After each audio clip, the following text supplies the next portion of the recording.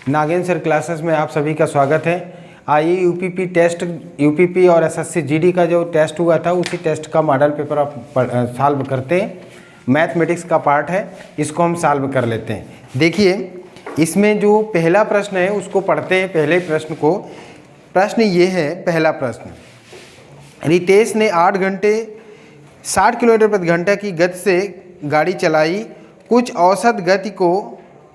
औसत गति को 72 किलोमीटर प्रति घंटा के लिए अब 80 किलोमीटर प्रति घंटे की गति से कितने घंटे गाड़ी चलानी होगी। ये आपका पहला प्रश्न है। और देखिए प्रश्न दो तरीके से लगाते हैं, एक ऑप्शन के तरीके से, एक बेसिक से। ऑप्शन के तरीके से लगाएंगे तो ये बहुत जल्दी लग जाएगा और आसानी से लग जाएगा। इसमें यह है कि जैसे रितेश 8 घंटे 60 किलोमीटर प्रति घंटा की गति से गाड़ी चलाता है और कुल उसको एवरेज जो आपको देखना है, जो औसत चाल बताना है वो है 72। ठीक, वैसे भी औसत चाल बराबर कुल दूरी बटा समय रखते हैं, कुल दूरी बटा कुल समय। तो कुल समय हमें एक वाला समय पता है, दूसरा समय नहीं पता, बट चाल हमको पता है।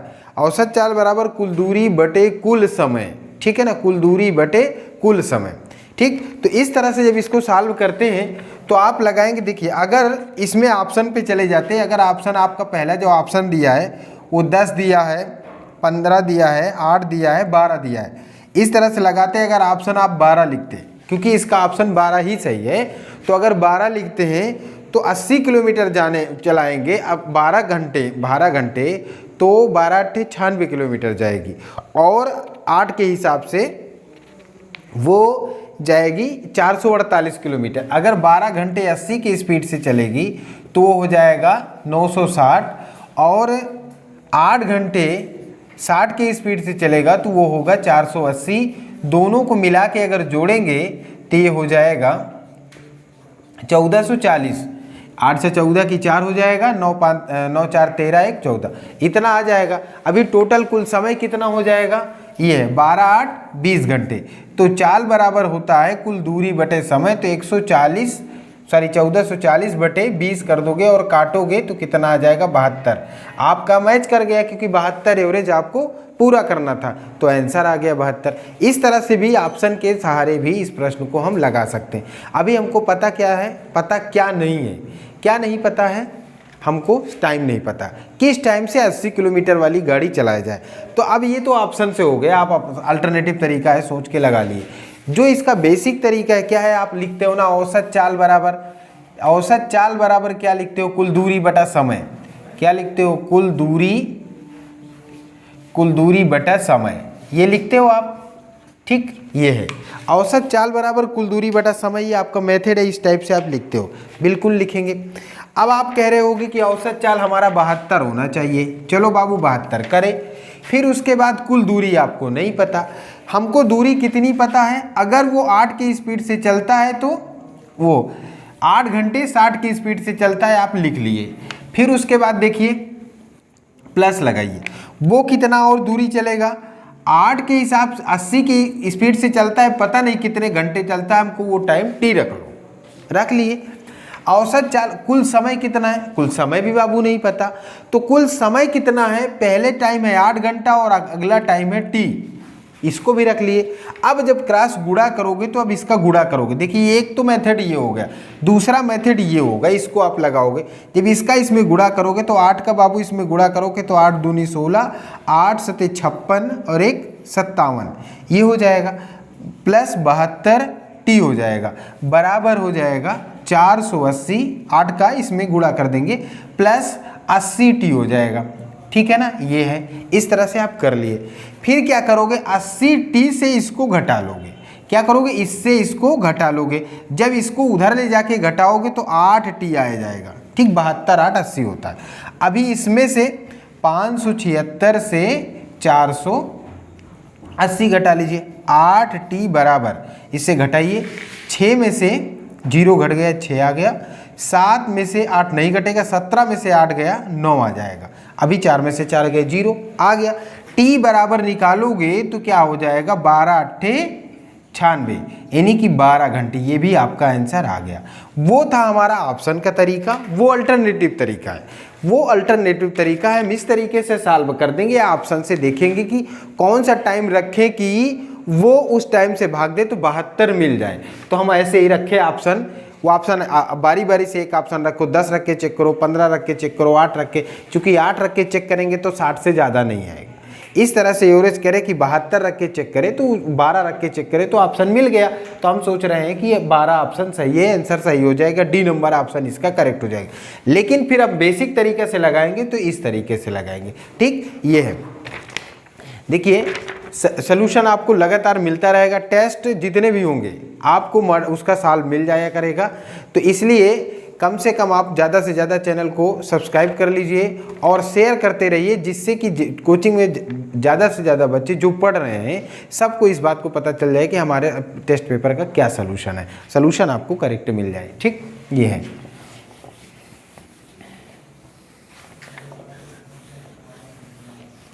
हाँ, अब देखिए अगला प्रश्न। अगला प्रश्न तो इजी है। देखिए क्या है, एक राशि 7.5% साधारण ब्याज की प्रति वर्ष पर निवेश करने पर 4 वर्ष की अवधि पूरी होने के बाद 689 रुपये हो जाती है। निवेश की राशि क्या थी? ये रहा आपका प्रश्न। अब दर उसकी क्या है? 7.5%। धन कितना हो जाता है? 689। अभी ब्याज नहीं पता। आपको फार्मूला क्या पता है? साधारण ब्याज। बहुत ज़्यादा टेक्निक पढ़ने के बजाय हम साधारण ब्याज की केवल फार्मूला लगाते हैं। क्या है? SI बराबर, ठीक, SI बराबर PRT/100। PRT/100 मतलब PRT/100। ठीक, आपको ब्याज निकालना है तो मिश्र धन हो जाता है 89 माइनस P लिख दो, बराबर आप P लिखेंगे ही लिखेंगे, गुणे दर आपका 7.5 है, टाइम 4 वर्ष, 4 वर्ष की अवधि में बटे 100 कर दीजिए, हो गया। इतना काम आप कर लिए। फिर उसके बाद अगर आप चाहें तो दशमलव यहाँ से कट करेंगे तो एक जीरो बढ़ जाएगा, हो गया। ये भी आप काम कर लिए, आपको आता है। 25 दिया 75, 25 चौको 100, 40 बच गया। ठीक, कट गया। इसको अगर कट करेंगे तो 4 दहम 40 हो गए, ये भी कट गया। अब देखिए 10 बचा है तो 10 का गुणा करना बहुत आसान है, क्योंकि 6 8 9 0 करोगे माइनस 10p करोगे, सॉरी 10p हो जाएगा। ये कितना हो जाएगा? 10p बराबर 3p। ठीक, ये उधर जाएगा तो 10 3 13 हो जाएगा, माने 13p बराबर 6 8 9, ये आ गया और एक जीरो, ये हो गया। अभी 13 से भाग देना है। p बराबर कितना हो गया? 6890 में कितने से भाग देना है? 13 से। 13 से भाग दो, 13 पचे 65, कट गया। 3 बचा, 13 तिया 39, ये हो गया। यानी कि P बराबर आपका मूलधन जो था वो 530 रुपये था। सवाल में पूछ रहा है निवेश की गई राशि कितनी है, तो कितनी है? 530 रुपये। क्लियर? ये भी साधारण ब्याज के कैलकुलेशन है, एक एक स्टेप आपको क्लियर किया जा रहा है, इसलिए आसानी से हम सॉल्व कर लेंगे। तो इसका आंसर जो आएगा आपका कितना आएगा? 330 रुपये। आप बहुत अच्छे से समझ सकते हो। देखिए साधारण ब्याज का फार्मूला PRT/100 है। इसके बाद आपको इस क्वेश्चन पे, इस फार्मूले पे रख दिए हम। ब्याज निकालने के लिए आपको इससे घटाना ही पड़ेगा, क्योंकि ये 689 उसका मिश्र धन है। अगर मूलधन घटा देंगे तो साधारण ब्याज हो जाएगा। फिर आप कैलकुलेशन कर लेंगे, आपका आसानी से आंसर निकल आएगा। तो आंसर कितना हुआ? 530। और ये ऑप्शन डी, इसका भी ऑप्शन सही है। ठीक, इस तरह से करेक्ट हो जाएगा। अगला प्रश्न देखिए, इसी में आगे जो प्रश्न है, प्रश्न तीसरा, इसमें कौन सी संख्या है एक परिमेय है?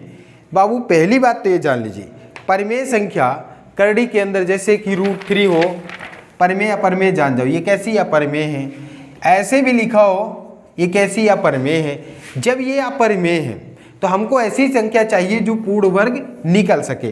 तो ऑप्शन के अकॉर्डिंग देखिए, जैसे 4 है, √49 लिखा, अभी इसका वर्गमूल भी निकालोगे तो आप 2√7 लिख दोगे, अब ये नहीं निकलेगा, मतलब ऐसे √7 निकल आएगा। तो ये परिमेय नहीं है, आपको पता चल गया। दूसरा ऑप्शन दिया है 4 √81, ये दिया है। अभी ये क्या कर सकते हो, इसको अगर क्या हल करोगे तो 3 की घात कितना लिख सकते हो? 4, और गुणे 1/4 4 है ही है, इसका मतलब 4 होता है। 4 से 4 कट गया, 3 त्रिकाई 9, 9 त्रिक 27, 27 त्रिक 81, 3 की घात 4 कर सकते हैं ना, 3 की घात 4 कर सकते हैं। इसका माने ये परिमेय संख्या हो गई। इसका मतलब ये है कि परिमेय संख्या ये हो गई। अभी 4 की घात कितना लिखा है, 64, करड़ी घात 4 है, यहाँ पे 64 लिखा है। ठीक, करड़ी घात इसकी क्या है, 4 है, 64 है। अभी इसको 2 की घात कितना आप लिख सकते हो, 2 की घात 6 लिख सकते हो। 64 को 2 की घात 6 आप लिख सकते हो। 2 दूनी 4, 4 दूनी 8, 8 दूनी 16, 16 दूनी 32, दूनी 64 कर सकते हैं। ठीक है, इतना कर लिए तो ये जो करड़ी घात है उसको 1/4 कर सकते हो। इसको अब 6 करोगे तो 3/2 हो सकता है। चूंकि 2 की घात 3/2 है, ये परिमेय नहीं हो सकती। क्लियर, ये परिमेय नहीं हो सकती। फिर अगला जो दिया है वो 36 दिया है। अभी इसको भी 4 में निकालना है। 36 का वर्गमूल 6 निकलता है, चौथा मूल 6 नहीं निकलेगा, यानी कि चौथा मूल हम नहीं निकाल पाएंगे। इसलिए इसका जो आंसर आएगा वो ये है 3 वाला। 3 है मतलब ये 81 का जो चौथा मूल निकलेगा वो निकलेगा, वो ऑप्शन बी आपका सही है। इसलिए इसका ऑप्शन कौन सा आप सही करोगे, बी नंबर सही करोगे। क्लियर, ये भी आप क्वेश्चन सही हो गया। चलिए आगे प्रश्न देखिए। अगला प्रश्न क्या है, देखिए, इरफान ने एक कुर्सी अंकित मूल्य पर 6% छूट के बाद 517 रुपये में खरीदी, तो इरफान कुर्सी का अंकित मूल्य क्या है। मतलब इरफान वो खरीदी तो कुर्सी का अंकित मूल्य क्या है इरफान के, तो अंकित मूल्य उसका पता करना है। देखिए वो 6% डिस्काउंट करके 517 रुपये में खरीदी, तो अंकित मूल्य में डिस्काउंट किया होगा। अंकित मूल्य 100% है और उसमें 6% की डिस्काउंट कर दिया, तो कितना, 100 में से 6 घट जाएगा, कितना बचेगा, 94%। अगर मान लीजिए कि अंकित मूल्य आपका कुछ भी है, ये मान लीजिए, इसमें अगर 100% घटा देंगे तो ये 94% बचेगा और यही बचा आपका 517 रुपये। ठीक, ये आ गया। अब इसको काट करोगे, x बराबर कितना हो जाएगा, 517 गुणे 100 और बटे आ जाएगा 94। अभी इसको काटिए, सॉल्व आप करोगे, इसको काट सकते हो तो छोटे से अंकों में काट दीजिए। जैसे मान लीजिए कि इसको 2 से काट दें, 2 से काटेंगे तो कितना हो जाएगा, 2 चौको 8, 2 7 14, 47 आ गया। इसको काट सकते हो, ये 50 हो जाएगा। क्लियर, अब 47 रही अभाज्य संख्या, 47 से ये कटने का। अब देखिए कुछ आइडिया आप अनुभव लगाते हैं कि ऑप्शन में दशमलव नहीं दिया, अब इसका मतलब ये 47 से कटता होगा। अगर आप सवाल सही लगाते हैं तो फिर कटता ही होगा। अगर सही लगा रहे कटता होगा तो 7 का ऐसा कौन सा पहाड़ा है जिसमें ये मिले, ठीक 7 ही मिल जाए, 7 के पहाड़े में 7 की इकाई के अंक में मिले तभी ये होगा। तो कहीं ये 11 बार में तो नहीं कटता, ट्राई करिए, क्योंकि एक बार में तो नहीं, 7 तभी मिलेगा जब 7 एकम 7 पढ़ेंगे और किसी लाइन में नहीं मिलता। तो इसका मतलब या तो 1 बार होगा, या तो 11 बार होगा, या तो 21 बार होगा। तो फिर 21 बार तो नहीं जाएगा, क्योंकि 21 बार में 800 के नज़दीक पहुंच जाएगा। ये पहाड़ा पढ़ेंगे तो मुझे लगता है 11 ही बार पढ़ो, क्योंकि 10 बार पढ़ेंगे तो 470 बन जाएगा। तो 11 बार हम ट्राई करते, 11 बार कटे, 1 बार कटेगा, फिर उसके बाद इसमें कितना, 47 में से कट जाएगा तो कितना बचेगा, ये 47, 7 बच जाएगा। 47 अगर घटाएंगे तो कितना बच जाएगा, 451 से 47 अगर मिस करते हैं, सॉरी, 1 बार में 47 एकम 47, 11 बार में डायरेक्ट करेंगे, 11 7 77, 11 चौक 44, 7 कितना हो जाएगा, क्या दिया है सवाल में, 517। तो 47 से डिवाइड कर लीजिए साइड में, देखिए कटता है नहीं कटता, वैसे कटना चाहिए। 517, देखिए ये कितनी बार, 1 बार जाएगा, 11 बार में ये कितना हो जाएगा, 47, जितनी बार में भी कटे ट्राई कर लेते हैं। ये हो जाएगा कितना बचे, 11 में से 7 गए, कितना आ जाएगा, 7 4 11, 4 आ गया और ये बच जाएगा ये, तो 1 बार में कट जाएगा, तो कट रहा है, सही है। 47 1 बार में कट रहा था, सही बात था, उसमें कोई दिक्कत नहीं। तो ये कितना हो जाएगा, 55। देखिए एक आइडिया है, ये हमको सॉल्व करके आपको बताना पड़ा, ये तो डायरेक्ट आप काट सकते हैं। तो ये एक आइडिया होता है कि वो कटेगा इस संख्या से, तो इसलिए हम जान गए कि इसका 550 आंसर होगा और ऑप्शन नंबर सी इसका करेक्ट आंसर है। ठीक, ये आगे देखिए। फिर उसके बाद अगला प्रश्न है। अगला प्रश्न क्या कह रहा है कि 8 और 32 के बीच सभी पूर्ण विषम संख्याओं का योगफल।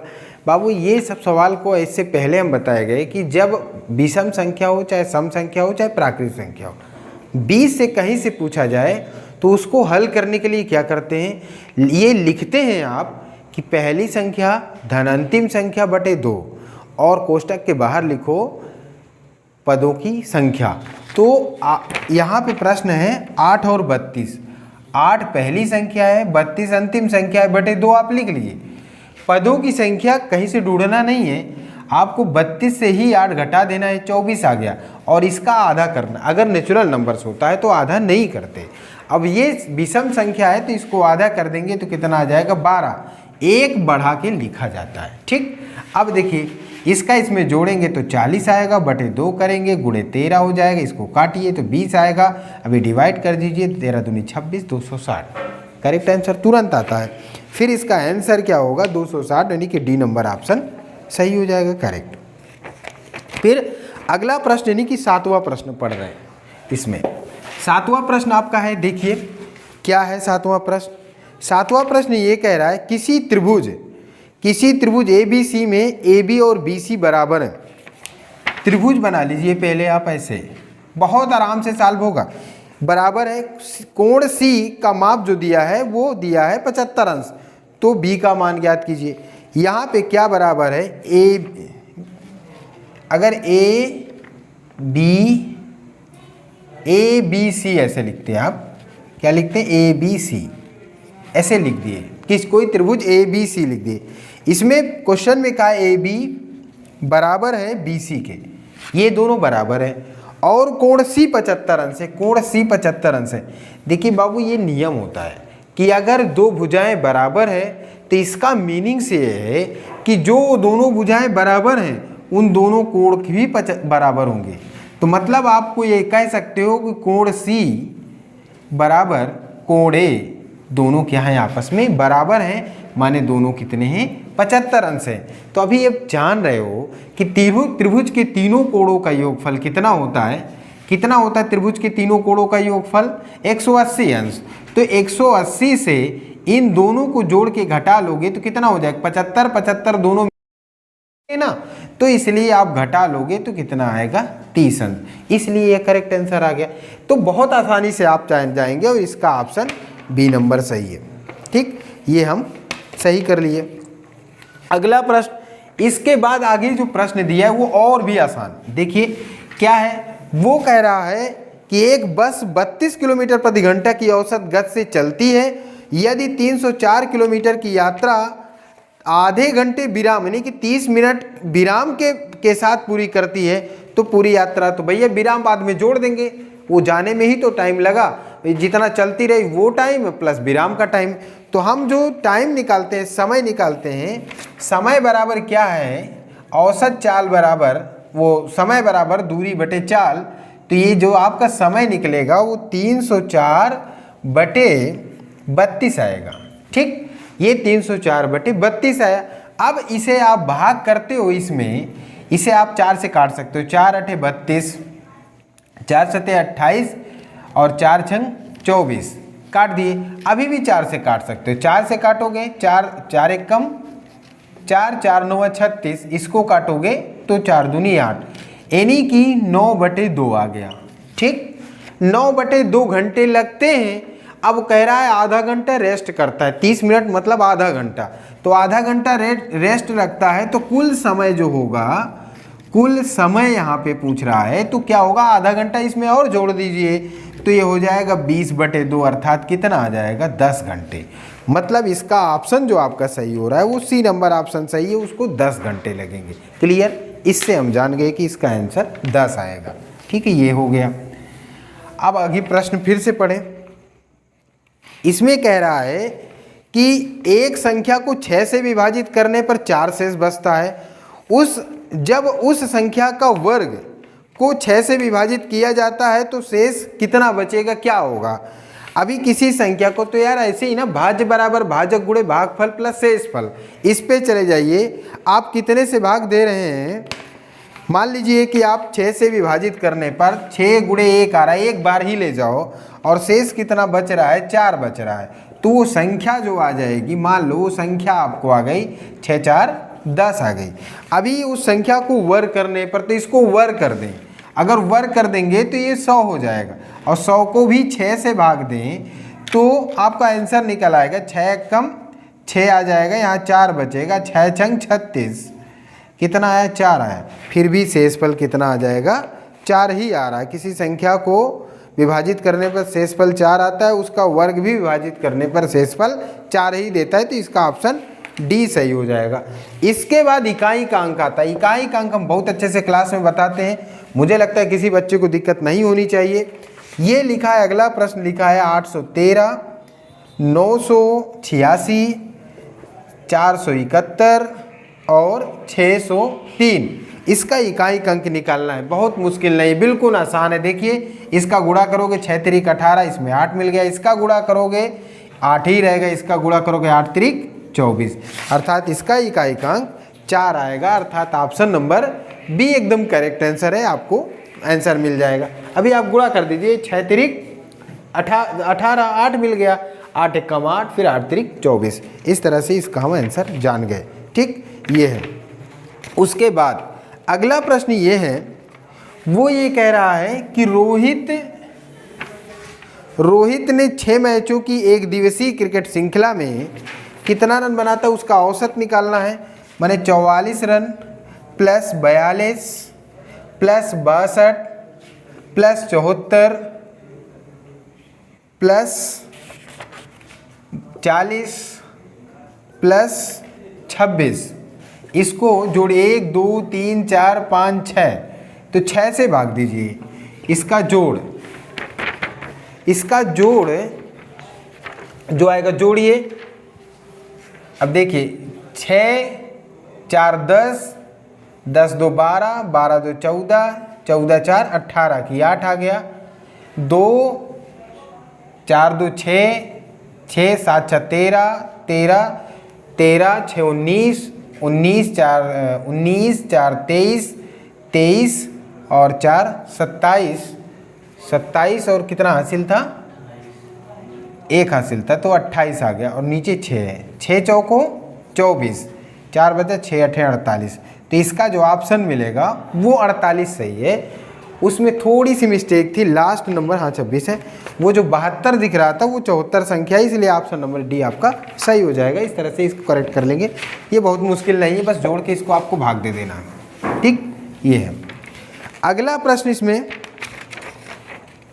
राधा ने एक परिधान अंकित मूल्य पर 15% की छूट के बाद 374 रुपये में खरीदा, परिधान का अंकित मूल्य ज्ञात कीजिए। फिर वही बात, 100 रुपये 100% अंकित मूल्य लिखा जाता है, वो 85% पे आपको दे दिया, तो उस किसी वस्तु का 85% बराबर 374 रुपये, तो चाहे इसको एक ही नियम समझिए, ऐसे ही 374 रुपये, सॉरी 374 में 85 से भाग दे दीजिए, मतलब x का 85% बटे 100 बराबर हो जाएगा 374 रुपये।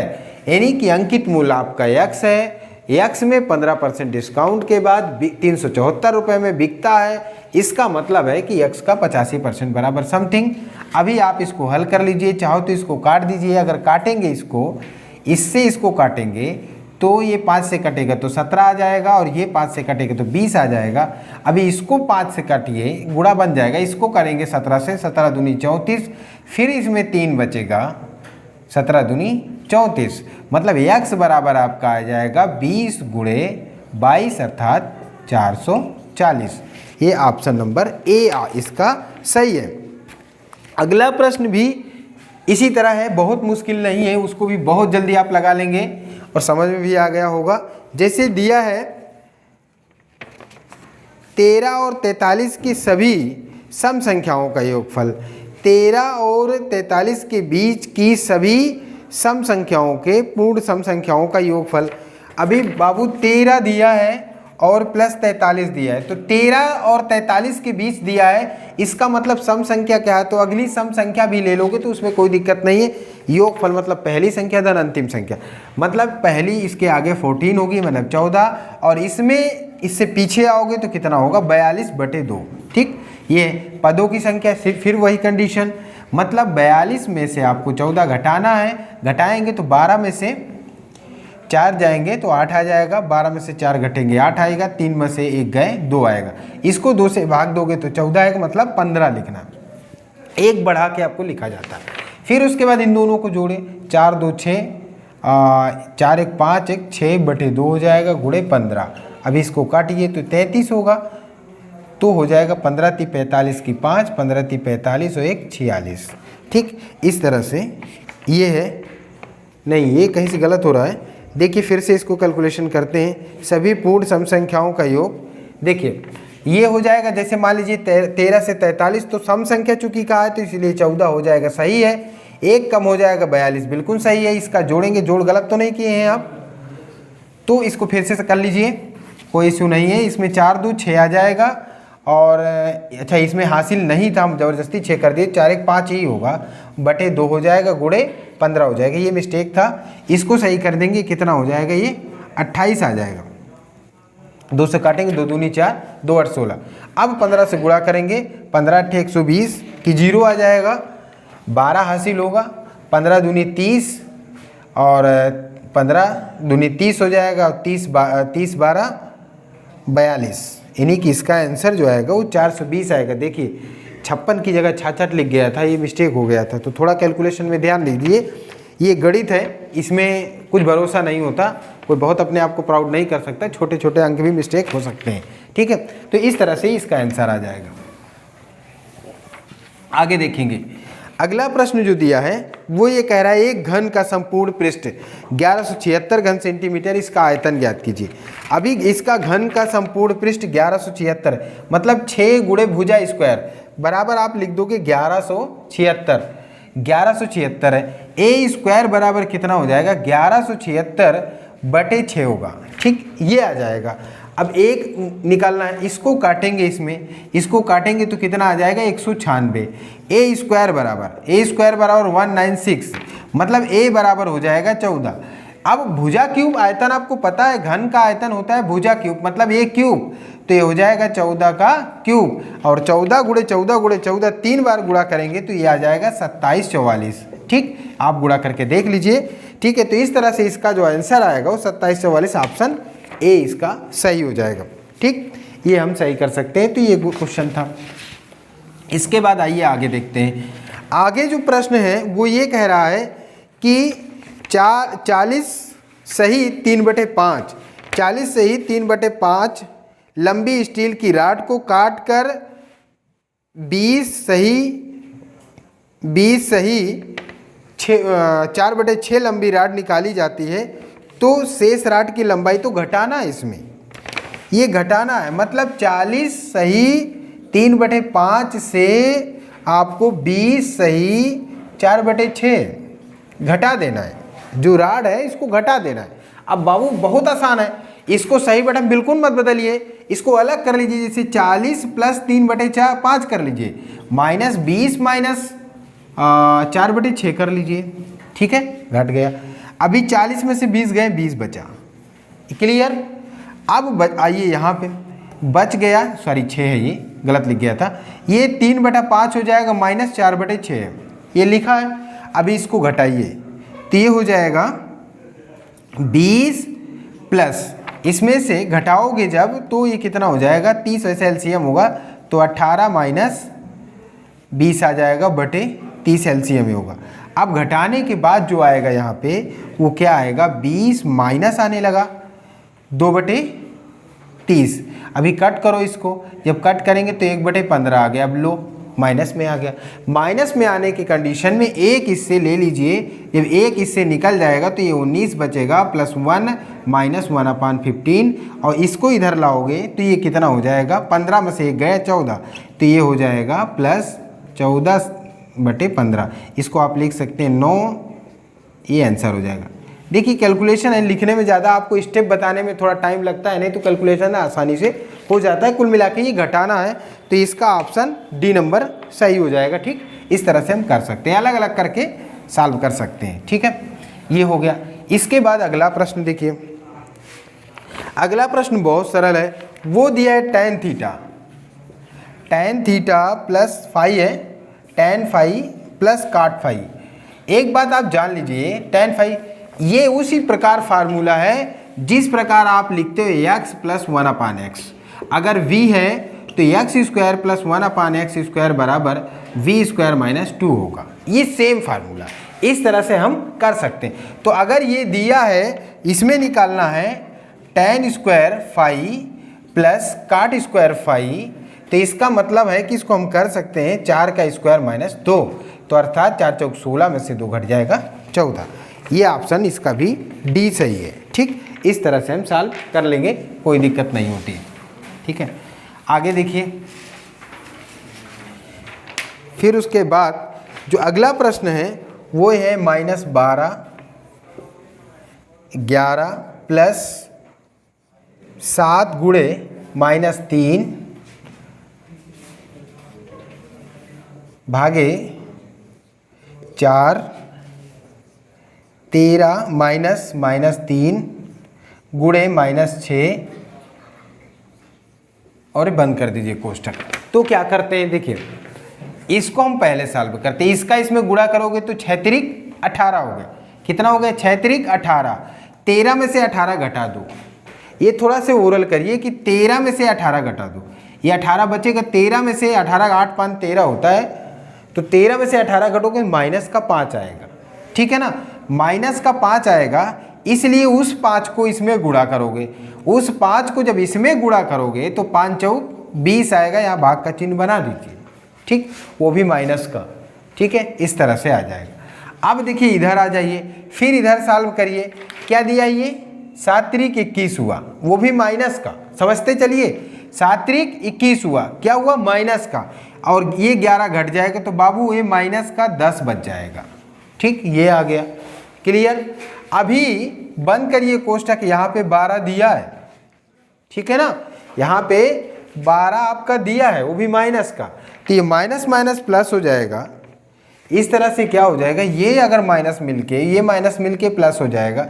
चाहे इस माइनस से माइनस काट दीजिए, फिर प्लस बन जाएगा, क्योंकि ये 10 दूनी 20 होगा। अंत में 12 आंसर आएगा। 12 ऑप्शन इसमें सही नहीं लग रहा है, 6 था ना उसमें।